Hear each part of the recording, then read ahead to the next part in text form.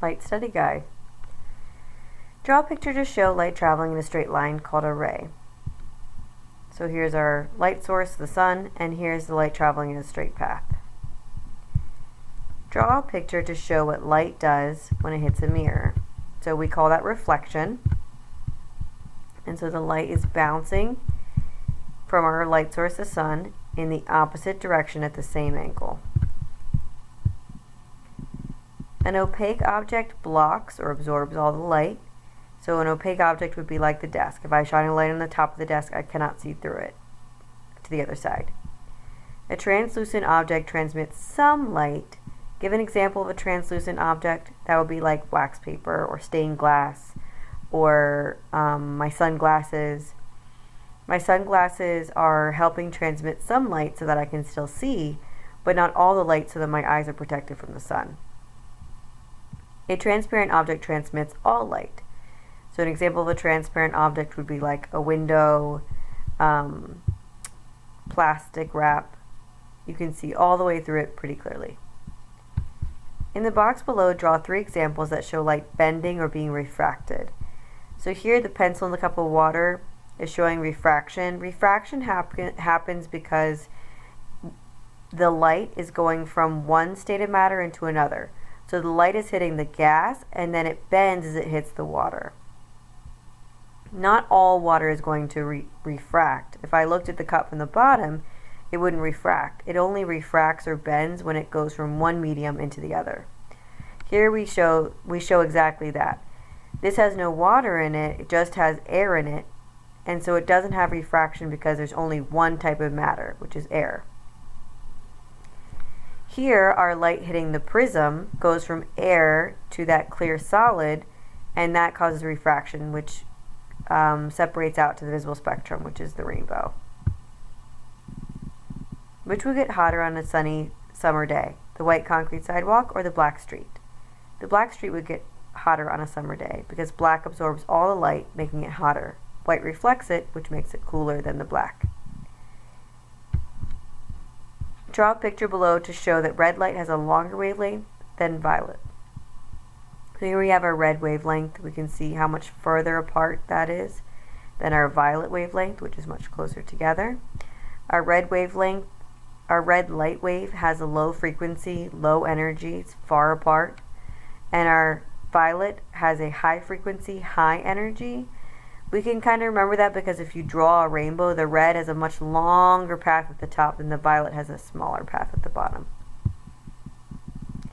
So looking at your drawing, which color is the highest frequency? We just said which was violet.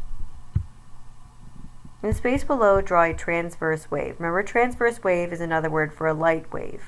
Different than sound, right, which is a compression wave. Here, from peak to peak is our top of our wave, or crest, you might hear it.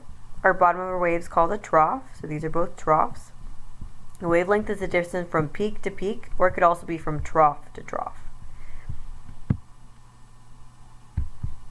A student investigated which recipe would make a loaf of bread dough rise the most. The table shows the results. Classify all 5 parts of the investigation. Okay, so the independent variable is the part that I change, that I am affecting in the experiment. When I look at this graph, it shows me that flour is the same every time. Yeast is the same every time. The amount of water is the same every time. The sugar changes by 5s. And then the dough height changes kind of randomly. So I know that what I changed is going to be the sugar. I can tell this because it's an amount that makes sense. It's an interval that makes sense. And also when I look at the dependent variable, what I measure after the experiment, it's going to be the height. I'm seeing how much it rised the most, how much it rised. So here's going to be our dependent variable, which is dough height. Our constants are what's the same. So we can look here on our graph to show that. The flour was the same, the yeast was the same, and the water was the same.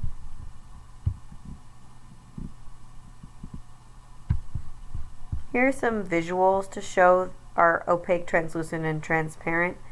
This shows the light in an opaque object doesn't go through, doesn't transmit the light. In our translucent, some gets transmitted or passed through. And in our transparent, all get transmitted or passed through. This is showing another example of refraction where it bends because the light is going from a gas to a liquid. That's what causes the bending.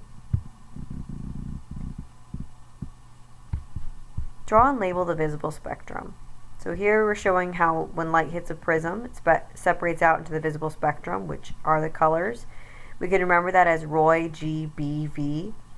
So red, orange, yellow, green, blue. This one has indigo on it, but that's not really included anymore. And then violet. What color in the visible spectrum has the longest wavelength? That's red. That's the longest between peak to peak, or crest to crest. What color in the visible spectrum has the highest frequency? That's violet. They're the most amount of waves passing in that amount of time.